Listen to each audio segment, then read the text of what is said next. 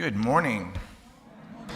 Welcome both here in the sanctuary and online, where this week we have audio, to the Unitarian Universalist Church of St. Petersburg. It's called St. Petersburg now, but we are actually on the unceded ancestral lands of the Tocobaga and Seminole Native Americans. My name is Ben Atherton Zeman.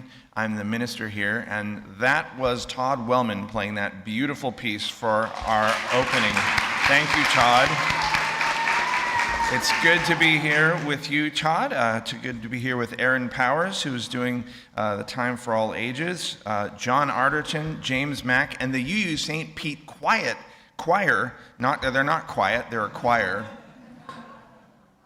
And John Motter is our worship associate. Good to be with you, John. Thanks, Ben, and good morning, everyone. Morning. If you want a church where members are working to dismantle racism and other oppressions, where books are seen as a way to expand our views of the world around us, where everyone has inherent worth, and where your missteps are viewed as opportunities for growth, then I have fabulous news for you. You may have found your church home. Thanks, John. I've already had a few opportunities for growth, and we just started. We have two announcements today, and the racial justice team, I think, is the second announcement, so you guys can start coming up if you want. The first one is from our pledge team. We're trying to wrap up the annual pledge campaign for the budget year. Budget year starts in July, so if you haven't pledged yet, and you're a member or a pledging friend, please find Pat Fling, who is to my immediate left, and Rebecca Wilson is here somewhere. There's Rebecca. Rebecca will have her laptop, so you can give her your information during coffee hour. Now, Ellen's going to talk more about this in a second, but we're a bit short of our goal this year, so any help is appreciated. And the second announcement is from the racial justice team. Hey, do you know what this Living the Pledge to End Racism workshop is all about? Yes, the racial justice team is offering the workshop for the second time on 2 Saturdays, March 23rd and April 6th. Last October, over 20 UUSP members participated in this 12-hour workshop. I don't know, I keep hearing from people. Why don't we start over? Should we start over? Yes, please. You got to start. Okay. Oh, that's better, yeah. Okay. Better? Yeah. Is that better? All right. Hey, do you know what this Living the Pledge to End Racism workshop is all about? Yes, I am so happy you asked. The racial justice team is offering the workshop for the second time. This time we're doing it on 2 Saturdays, March 23rd and April 6th. Last October, over 20 UUSP members, many of them who are sitting here with us, participated in the 12-hour workshop and really loved it. I don't know, I keep hearing from people that they don't want to hear stuff that makes them feel bad or feel guilty. Yes, there are lots of people, white people mostly, who have that first reaction. Yeah. But really, the workshop is not at all about feeling bad or guilty. It's really about all of us learning together, getting comfortable talking about race, which is not easy, and to provide us with some specific and hopeful actions to take. Yes, I agree. I've been listening, and I'm quite optimistic about this training for me. I've had many courses in the past and some training on structural racism, and I'm definitely not a racist. I'm anti-racist. I'm so cool. It's cool that you're excited about the workshop. He is cool too, yeah. So this really for everyone, for all of us up here, it's a place where we can share our knowledge, be part of working to make our UUSP community stronger, and get to know the other participants as we talk about our own experiences and challenges. Pat, why don't you read this comment card from someone? What I liked best from the Living the Pledge to End Racism course were the concrete suggestions and opportunities to act on intentions. I loved being with UUSP members, sharing stories and ideas. The leaders made it very personal, down to earth, and real, well prepared with resources and respectful of our time. Doesn't that sound good? Sounds good to me. Do you want to sign up with me? It would help knowing that I already knew someone in the workshop. Sure. So listen, I'm really glad to have this opportunity. You can RSVP in there's a little flyer in the order of service, and we'll be around after the service to answer questions and for signups. Thank you so much. Thank you, Racial Thanks, Justice Pat. Team. Thanks, beloved. Thank you, beloved. Thank you, Christine. Thank you, Pat. Now, as Unitarian Universalists, we are a people of diverse beliefs, but we do share a common faith that every person is worthy of love. Yes, I mean you. And that what we do in this world matters, and that we are connected to one another and to the earth. So whoever you are and wherever you are in your journey, you are welcome here. We want to give a special welcome to any newcomers. If you are new to UU St. Pete, or even relatively new, whoa, you got a voice. Can you give us a wave? Welcome, everybody. If you'd like, please stand as you're willing and able and briefly introduce yourself. Ben will bring the microphone to you so those on YouTube can hear what you're saying. You are definitely under no obligation to say anything, but if you're willing, we'd be really happy to hear.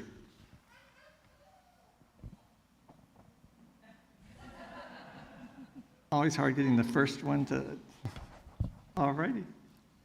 Well, thank you for sharing or not sharing, and thank you for silencing your cell phones. Regarding masks, we encourage you to wear one as you are comfortable. Masks are available at either entrance. Let's take a few minutes to greet or introduce ourselves to our neighbors. Remember to get consent if you're giving a hug or handshake. John.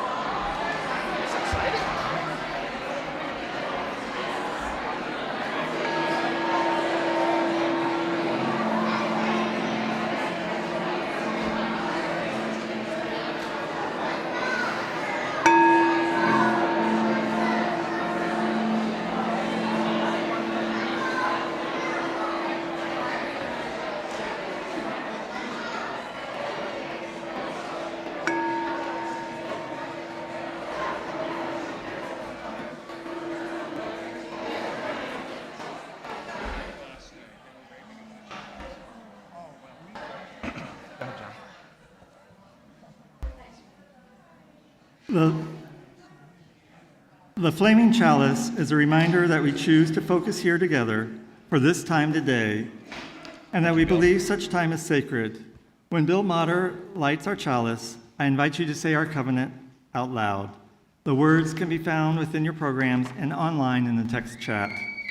Feel free to follow along with the two hand movements, hand to heart and hands reaching out like you're serving. Love is the spirit of this church, and service its law. This is our great covenant, to dwell together in peace, to seek the truth in love, and to help one another. Now please rise as you're willing and able for our first hymn. It's number 20 in the gray hymnal, Be Thou My Vision.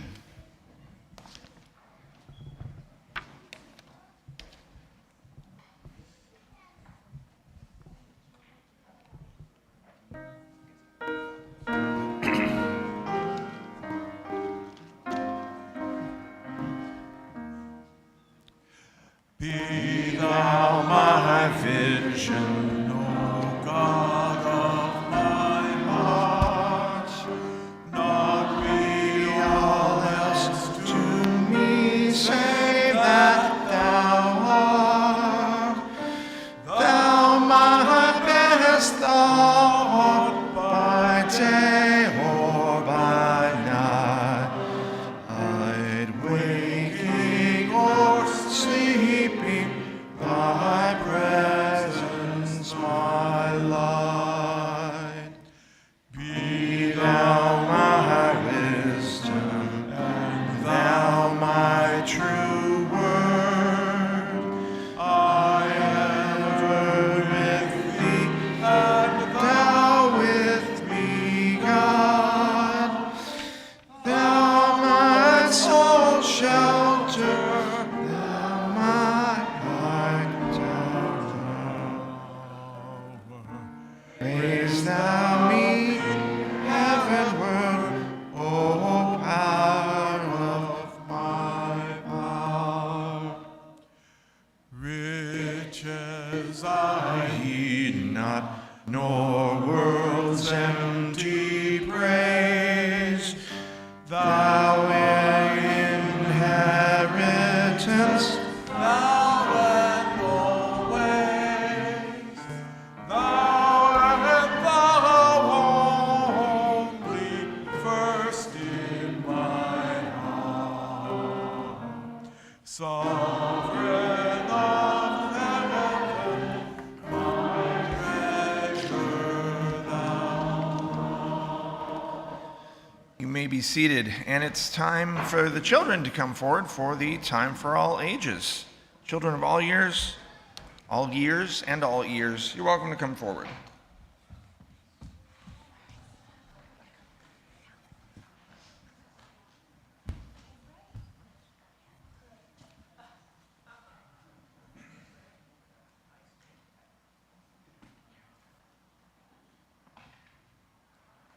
Today's Time for All Ages is adapted from Homer's Wings, written by Caitlin Cotter Koilberg.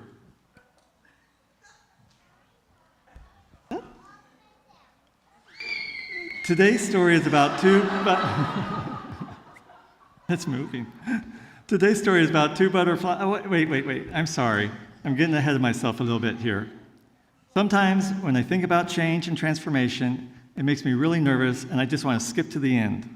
But let's start at the beginning. Today's story is about two caterpillars named Homer and Alex. Homer has just hatched out of their egg and was laid on a leaf in the forest. And they encounter their first friend, a different kind of caterpillar named Alex. Better eat your egg casing, friend. Thanks. It's really good. Yeah. Welcome to the world, my friend. Thank you. Here, try some of this leaf. Is there any more egg casing? There might be a little more. It's really tasty, isn't it? Mm-hmm. Together, the two caterpillar friends munched on leaves that spring through rain and sun, sunrises and sunsets. Alex taught Homer all they needed to know about life on a leaf, how to stay safe, how to munch, how to enjoy the feeling of the wind stirring the tree and the sun slowly warming the mountains each morning. But one day, Alex started to do something totally new and different. What are you doing, Alex? I'm making a chrysalis. A what now? A chrysalis. Okay. What's a chrysalis? You'll see. Okay. I mean, this chrysalis thing is taking my friend away from me, and it's, now I can't see them. Are they leaving me all alone? Not sure I like this. What am I gonna do? I'll hear alone. A few weeks later, though,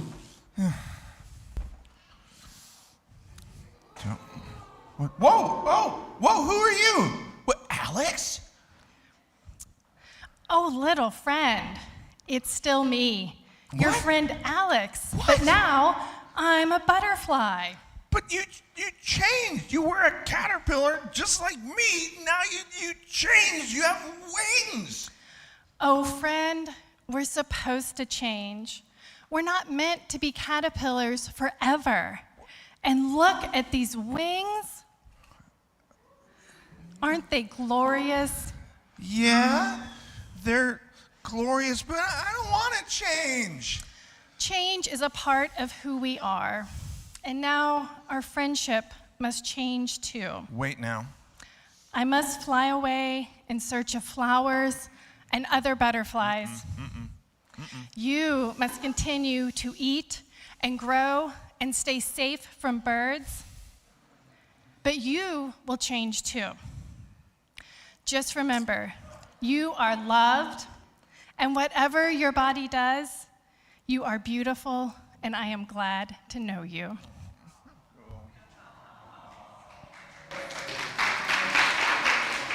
and with that, Alex took to the sky. All that summer, Homer ate and grew and thought about their friend Alex and what they said about change. Finally, Homer found their own safe spot to hang upside down and shifted into a chrysalis. This was scary, but Homer remembered their friend and was very brave. All winter, the chrysalis hung there, safe and still. In the spring, Homer began to stir and wiggled free to find himself with a new body and wings, glorious wings.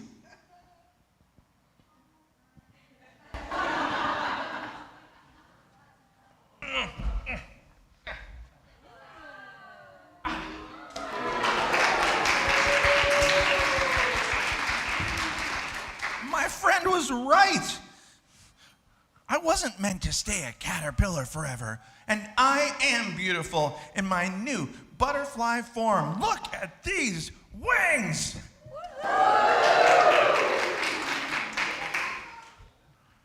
Thank you. Thank you, Aaron. Thank you, Ben, Homer, and Alex. Thank you, John. Thank you, our transformation players. Now, this week is Victoria Varnes' last day working for us in the religious education department because all things change and all things transform, and we are sad. But I do want to give you a gift from Nepal. It's one of the chalices, so you can remember us, that I got from Nepal with a little chalice lighting with it. So please join me in thanking Victoria Varnes. Thank you.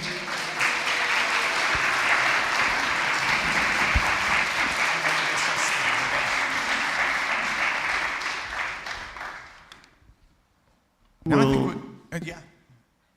You go ahead. Okay. We'll now sing the children off to their classrooms, but with a different song this week. The lyrics are in your order of service, so feel free to sing along.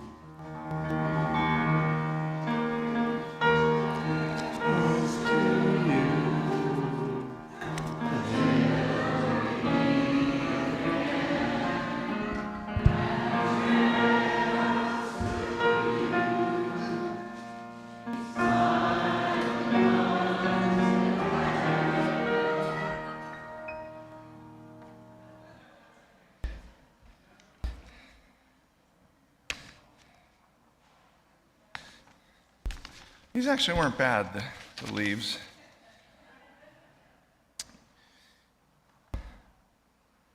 Oh, hi, Ellen. Hi, It's Ellen, the president of our congregation. I'm here for the annual State of the Church address. I can't promise to speak as eloquently as President Biden did last Thursday night. Wasn't that great? But however this message comes out, please know that it's coming from my heart. Some of you may have read my Friday newsletter message, so you have a sense of what I'm about to say. Our beloved community is in trouble. Unlike the religious institutions that can finance all or some of their operations from enormous endowments, we rely almost completely on pledges of financial support from members and friends. Along with offerings, fundraising, and rental income, that's it. Our pledge drive for the upcoming year is wrapping up, and I want to thank Pat Fling and her pledge drive team for their monumental efforts.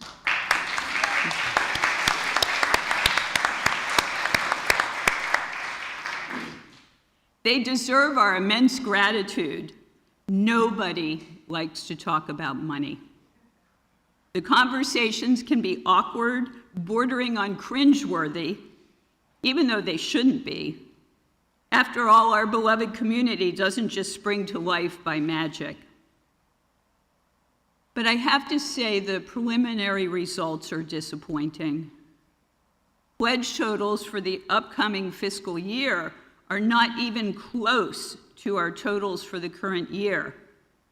And as you may know, we've been running gradually declining deficits for the past several years. Currently, we would need to raise another $22,000 in pledges just to match this year's pledge income. That is not a growth scenario for this church. Even if we reached our current year pledge levels, we would still need to make some cuts to next year's spending. We dream of expanding our religious education program to serve our families and attract more families. We need to provide our newly settled minister with health insurance and provide fair wages and benefits to our employees. And we have so many worthwhile projects to maintain and enhance our beautiful church building and grounds. This is an architectural gem on Mirror Lake. In order to achieve these and other goals, we would need about $250,000 in pledges, which was the pledge drive's worthy target. Please consider increasing your pledge if it is all possible for you. And if you have not yet pledged, please do so as soon as you can. If you would like to do either, increase a current pledge or make a pledge for the first time for this coming year, please see Rebecca after the service. Rebecca. She'll be walking around, I believe, with a laptop in coffee hour. As you consider increasing your current pledge or pledge for the first time, please think about UUSP's beloved community and its place in your life, the spiritual value, the social opportunities and support, and the many ways we band together to work for social justice. That is all worth so much to me. Thank you very much.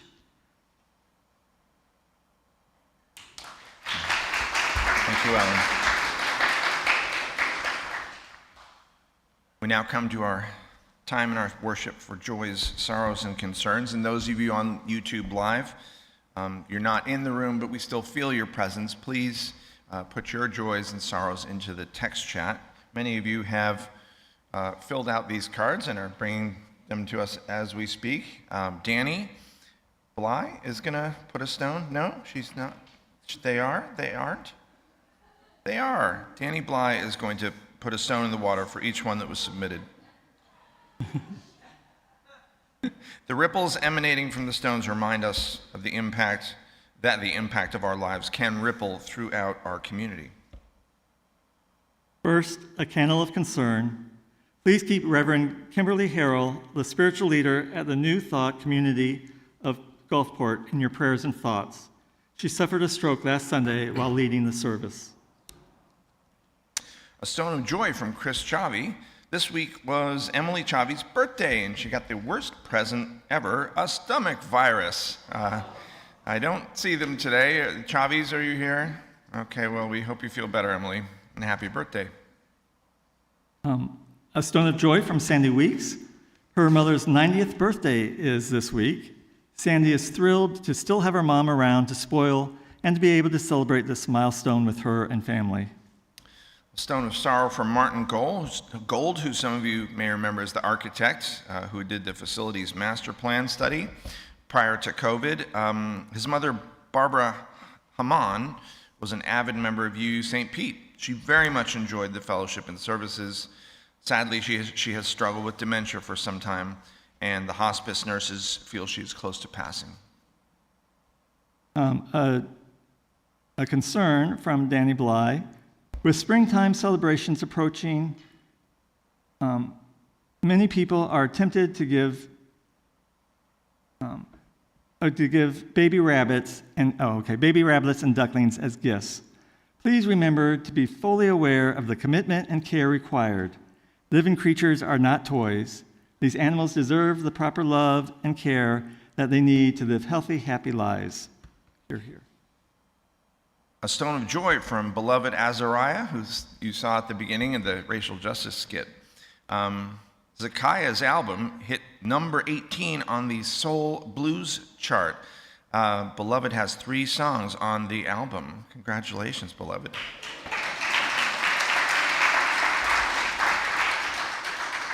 A joy from Beth Stumball that in combination of Share the Plate and one very generous donor, we raised enough money to buy and install an automatic door opener that will help make UUSP more accessible and inclusive. Yes.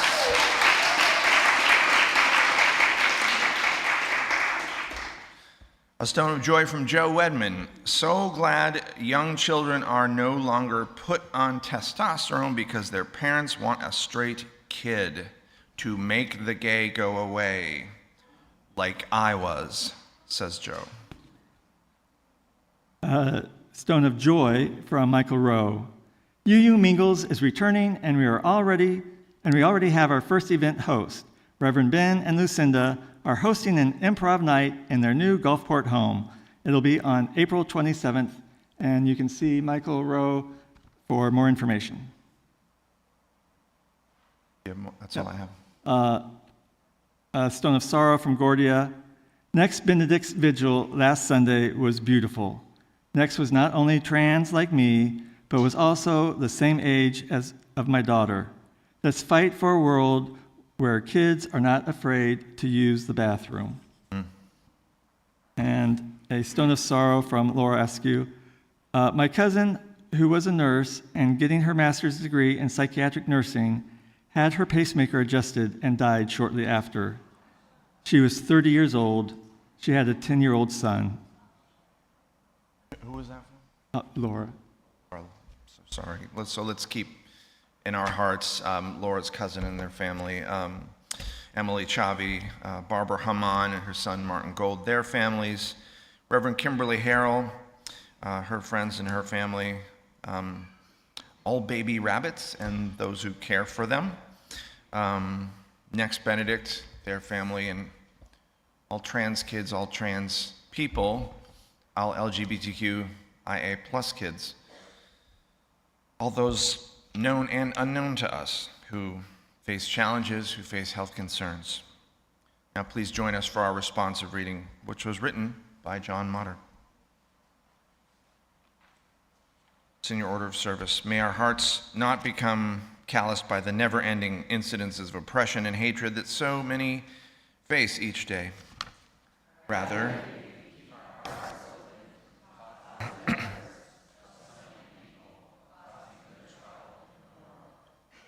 May we have the strength to demand and gain the right for all people to have a safe place to sleep, health care to keep them strong, and the knowledge that their lives matter.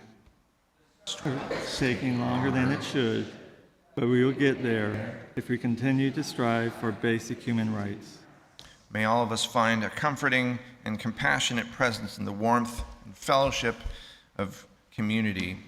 And let's place one more stone, Danny, for those joys and sorrows that remain in our hearts. Perhaps they are too tender to be spoken out loud. The mystery is that we are connected, even when we feel apart. So let's rejoice in this community that makes of the many one. And let's take about a minute of silence together.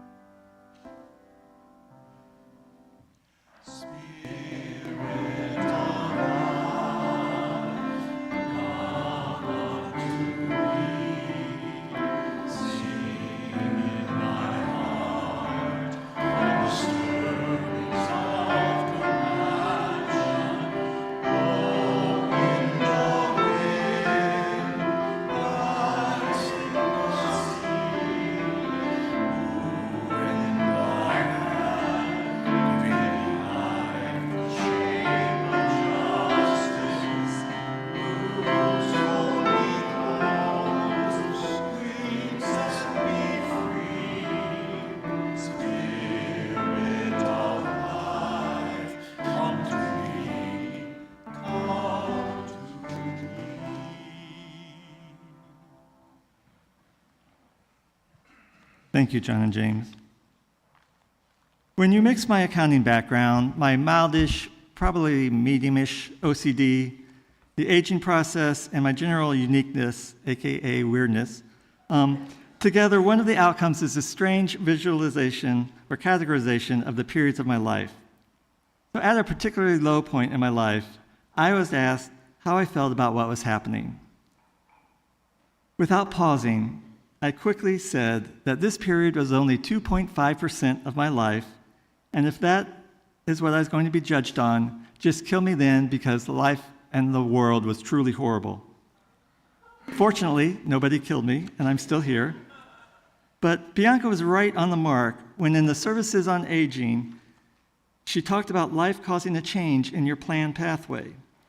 She said the change forces you to come down the mountain, walk through the valley, and then climb up the new mountain. You become stronger as you face a new environment, a new set of challenges, and a new set of opportunities. On September 11th of 2017, my brother Bill and I drove through the night from Orange Beach, Alabama, to join my mom and my brother's former partner in St. Petersburg. It was the night after Hurricane Irma, and it was such a surreal journey. We had bought 4 5-gallon jerry cans for gasoline back in Kansas City, knowing that it would be hard once we got closer to St. Pete. And it was a good thing that we had those 20 gallons of gas. Few gas stations were open, and the ones that were had no gas and only minimal food and snacks. It was definitely a precursor of what was to come in the next year.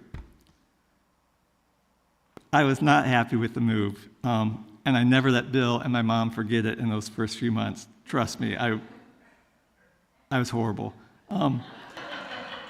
But I am very grateful to say that something good did come about of that, and that was that Bill and Mom discovered UUSP, and they eventually convinced me to attend as well.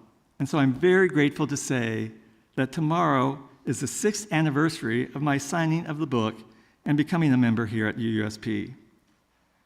So I've been climbing this new mountain for roughly 10% of my life, and I have to say, it's a pretty damn good climb. Now, unlike a two-dimensional drawing of a mountain, a real mountain it's a bit more rugged terrain. Sometimes you have to go down a little bit to get around an outcropping. Or maybe you hit a patch of loose slate, and it causes a landslide, taking away the path you had planned. The mountain is transformed. It's new, it's different. It's change, and change almost always makes me nervous. And that, my friends, describes my time here with UUSP. When I joined the church, I was 56 years old and one of the younger members of the congregation. There were a number of youth that aged out of RE in the first and second year that I was here, and we operated on less of a shared ministry than we do today.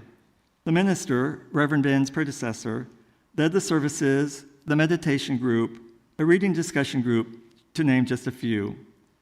Covenant groups, of course, were lay-led, and to a large extent, the previous minister also chose the themes, music, and did the time for all ages, and then some.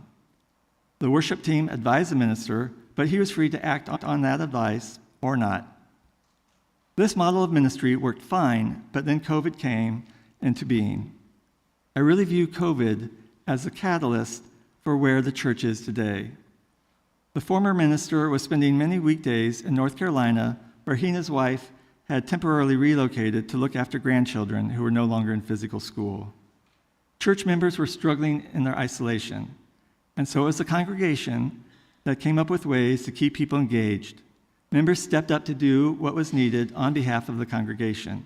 They took ownership of the church's care and maintenance. What did this shared ministry look like? It was walk-in ways organized by Jerry and Sabina. It was online coffee hour facilitated for about a year and a half, if not longer, by my brother Bill. It was Zoom cooking demonstrations along with talks about the culture of the dish. It was drive-by birthday celebrations and online videotaped services edited by James. And by doing all of this, the church and its members survived. Reverend Jack chose to leave the church in order to be with family in North Carolina on a permanent basis, and Reverend Ben was hired as the contract minister. COVID slowed down its progression, and physically, we reopened the church. When I look out at all of you this morning, I see a thriving community that looks different than what I saw 6 years ago, and it definitely feels different. This sanctuary every Sunday is pulsating with renewed energy. And rather than being freaked out by all of the change over the last few years, I'm rejoicing in the anticipation of how we might be further transformed. It's unbelievable how exciting it is to be in this church these days. We are operating as a shared ministry. Try booking a room or meeting or presentation any day in this church, and you'll understand how much is going on. The worship team truly partners with Reverend Ben to decide on the topics based on the Soul Matters theme for the month. We have new committees and teams: the Racial Justice Team, Blue, which stands for Black Lives of Unitarian Universalists, the Green Team, Bodily Autonomy, or the newest on the horizon, the UU Animal Ministry, which Kelly Patton is currently putting into place. People are developing and leading one-and-done workshops on a variety of topics, and more community organizations are renting space. But the most exciting thing about this current transformation is that when I look out into the sanctuary like this morning, it looks different. I see children and youth. I see X, Y, and Z generations. I see people of both binary and non-conforming genders. I see people of all sexual orientations, people of all shades of color, and people with differing physical abilities. Some new people tell us why they entered the door. If they are too shy for that, then maybe you can catch them holding a blue mug during coffee hour. You don't have to wonder about how to start up the conversation. It's as simple as, what brought you here today? Or what did you think of the service? Or how did you hear about us? Yes, the church is transforming today. It will be transforming a year from now. It will be transforming 10 years from now. I am choosing to embrace that change and have faith that the change will be for the better. I may not like all of the change, but if it makes our world more loving and kind, then I'll embrace it and be the stronger person because of it. Amen, Ase, and blessed be. And thank you. And next up is the choir.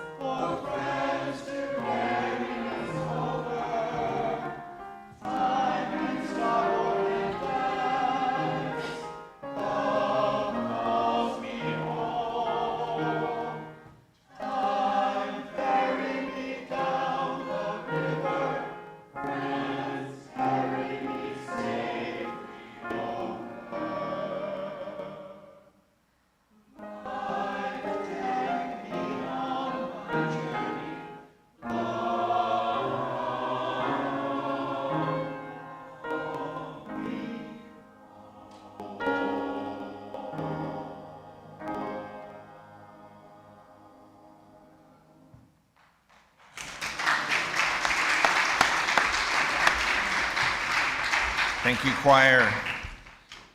Thank you, John Motter, and happy 6th anniversary of your membership. Let's start with a responsive reading. It's number 591 in the Gray Hymnal by the Venerable James Luther Adams. I call that church free.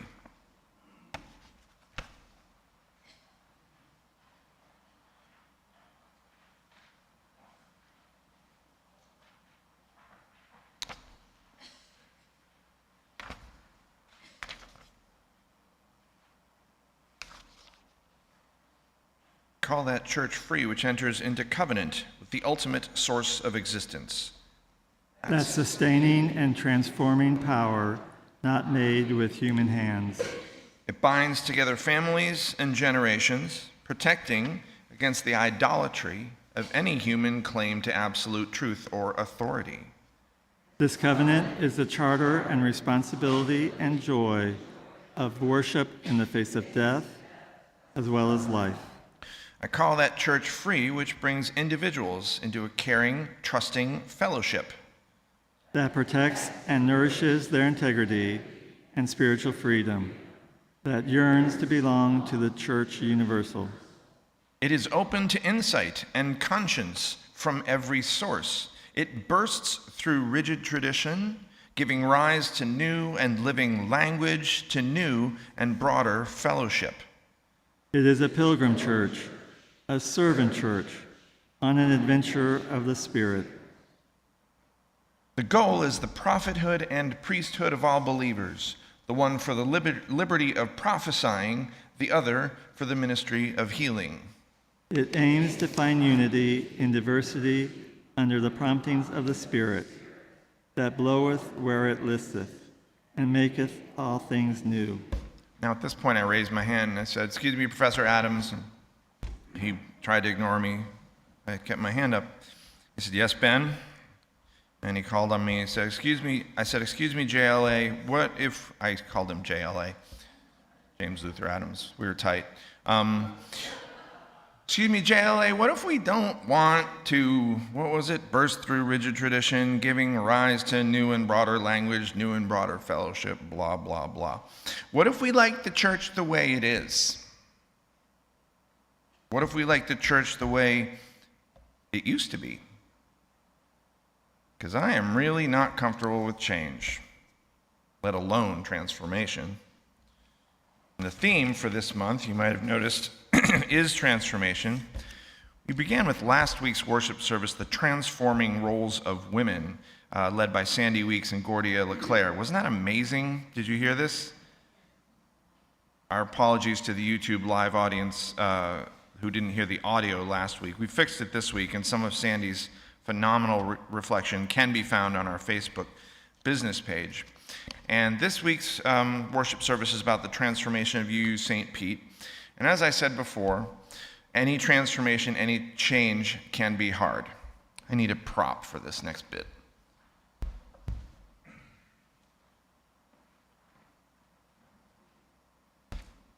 This is my cell phone.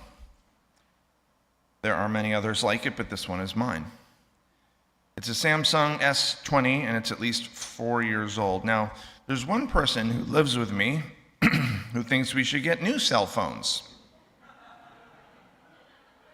I won't say who they are, but this person has apparently done research and thinks new cell phones would be better. But in the past, when we've got new cell phones, I have to learn how to use the new phone. Inevitably, some of my contacts get lost, and I just feel grumpy every time I try to use the new phone. So now I sleep with my Samsung S20 under my pillow to prevent it from being switched out without my consent. Which, yes, that happened last time.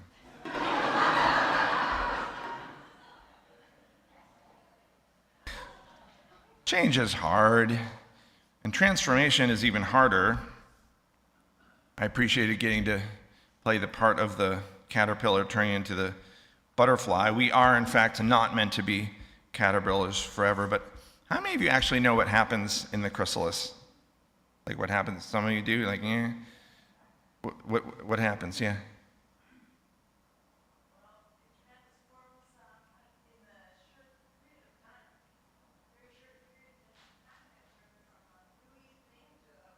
Yes, in a short period of time, it turns from a gooey thing into wings.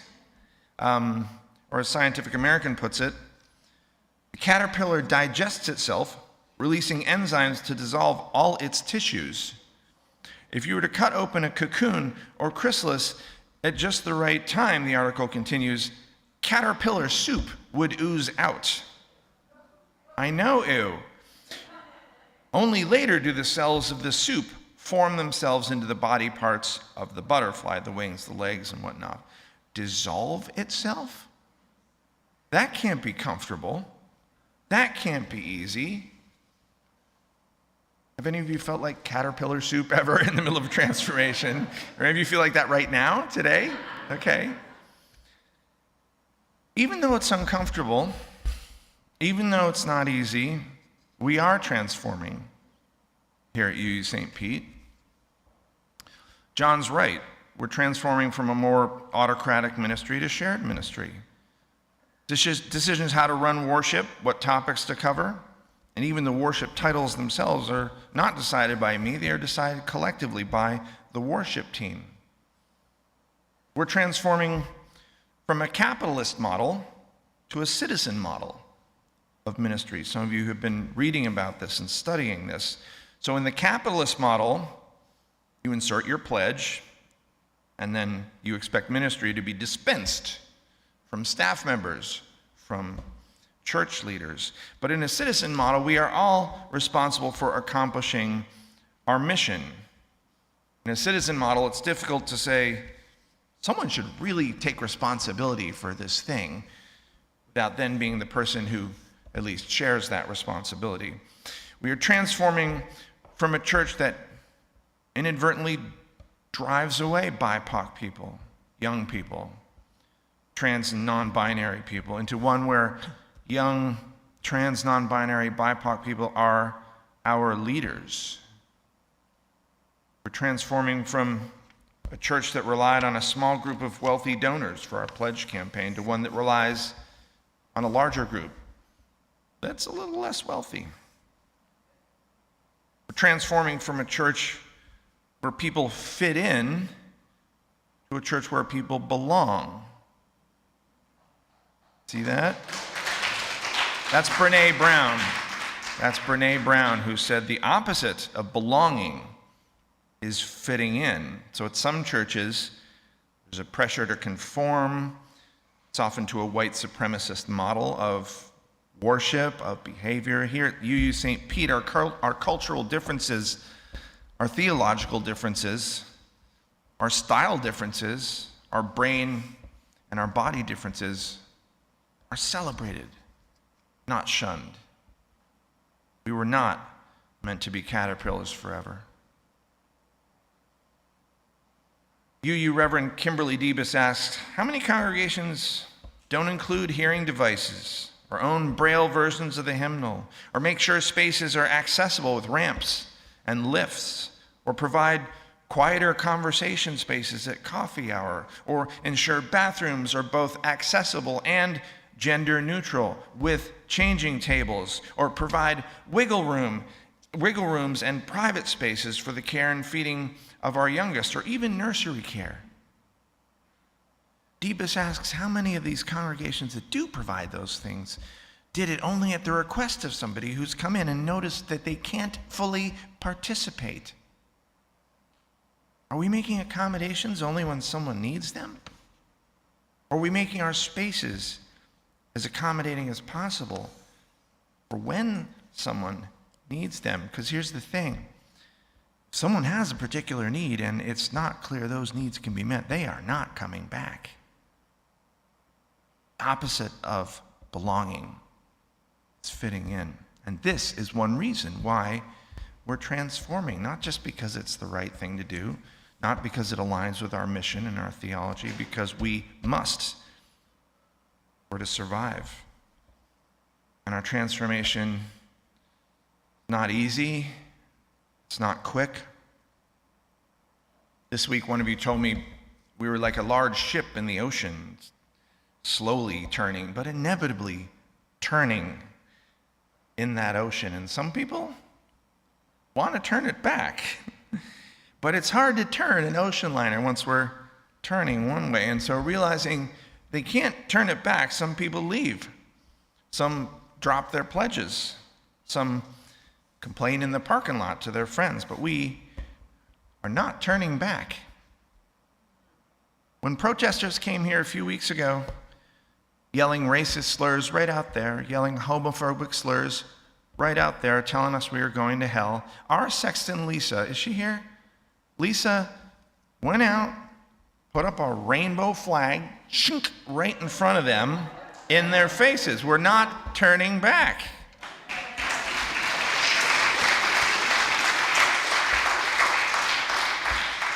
I call that church free, that sides with love, that sides against homophobia and against racism. I call that church free, that holds one another when we are lonely, when we are sick, as we age, when we're dying, when someone close to us has died. I call that church free, that supports reproductive justice. So pregnant people get to make decisions over their own bodies, not the state and not the church. I call that church free, that knows all lives will not matter until Black lives matter. I call that church free, that welcomes trans kids, that welcomes non-binary kids, kids that might have been kicked out of their churches, but they are welcome here at UU St. Pete. I call that church free, that works for a world where housing and healthcare are a right, not a privilege, where democracy and voting rights are protected, not undermined. I call that church free, that supports people to write their real gender on their license, not the gender the state makes you put on your license. I call that church free, that bans racism instead of banning books about racism. I call that church free, that supports a ceasefire in Gaza. Not meant to be caterpillars forever. Our transformation is not comfortable, but we can comfort one another as we transform, like Homer's friend comforted him. We can comfort one another when we feel like caterpillar soup. A lot of you put up your hands when I asked, have you felt that? We can comfort one another when we're so afraid of change that we hide our cell phone under our pillow. I don't really do that. We comfort one another when our state passes inhumane laws that go against our mission, go against our theology. Comfort one another as we age, as we get sick, and as we get better. We comfort one another when we lose dear members of our community, like our beloved Bob Riddle. As the choir just sang for us, when the waters are cold, friends carry me over. I'm losing my hold. Love, call me home. We're not meant to be caterpillars forever. Change is hard. Transformation is harder, but we are not turning back. And we will get there. The same way we get everywhere. Together. Amen. Ashe. Blessed be.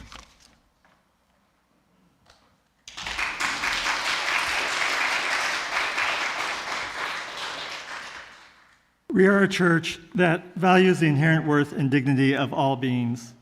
Surprisingly, that makes us a church that courts controversy and challenges the norms set by our society. One reason we gather here is to learn how to best overcome injustice in our world and in ourselves. We can't create such an inspiring community without your support. In this sanctuary, the offering will now be given and received so that we may take care of our vital mission.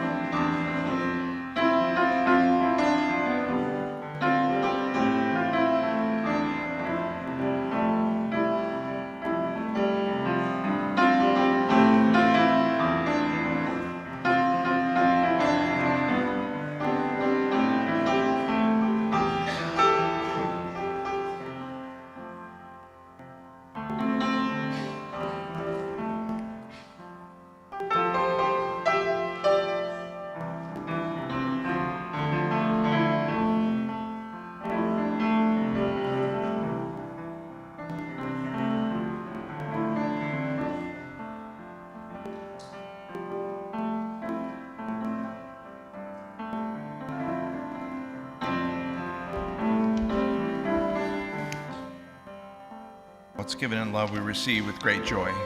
We say thank you.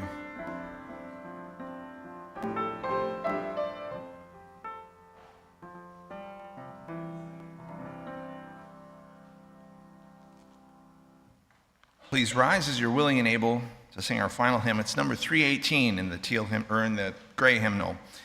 We would be one.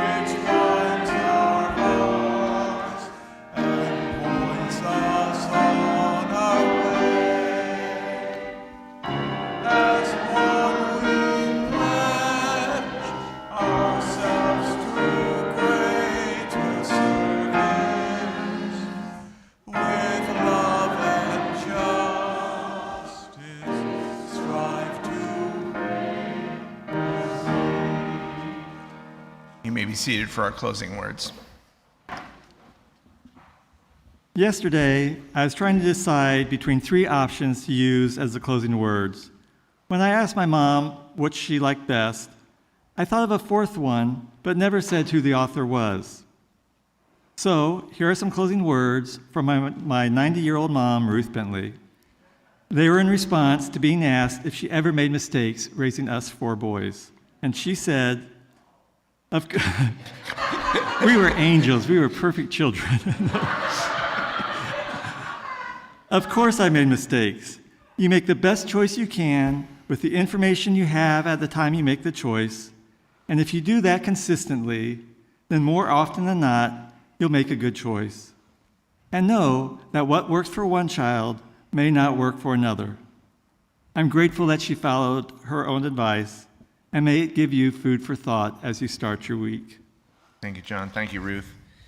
Now let's say our chalice extinguishing as Laura Askew extinguishes the chalice. Now the words are in your paper order of service, and online they're in your online order of service. If you want to follow along with our little dance moves, it's this for light of truth, this for warmth of love, this for fire of courage. We extinguish this flame, but not the light of truth, the warmth of love, or the fire of courage. These we carry in our hearts and out into the world. So our worship is over, but our service begins.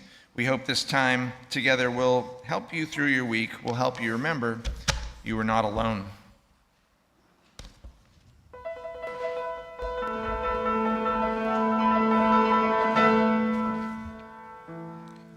I've been staring at the edge of the water long as I can remember, never really knowing why.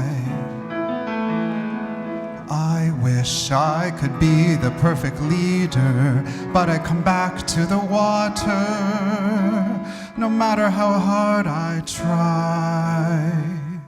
Every turn I take, every trail I track, every path I make, every road leads back to the place I know where I cannot go, where I long to be. See the line where the sky meets the sea, it calls me, and no one knows how far it goes. If the wind in my sail on the sea stays behind me, one day I'll know. If I go, there's just no telling how far I'll go. I know everybody on this island seems so happy on this island. Everything is by design. I know everybody on this island has a role on this island, so maybe I can roll with mine. I can lead with pride, I can make us strong. I'll be satisfied if I play along, but the voice inside sings a different song. What is wrong with me? See the light as it shines on the sea, it's blinding, but no one knows how deep it goes. And it seems like it's calling out to me, so come find me and let me know what's beyond that line. Will I cross that line? The line where the sky meets the sea, it calls me. No one knows how deep it goes. If the wind in my sail on the sea stays behind me, one day I'll know.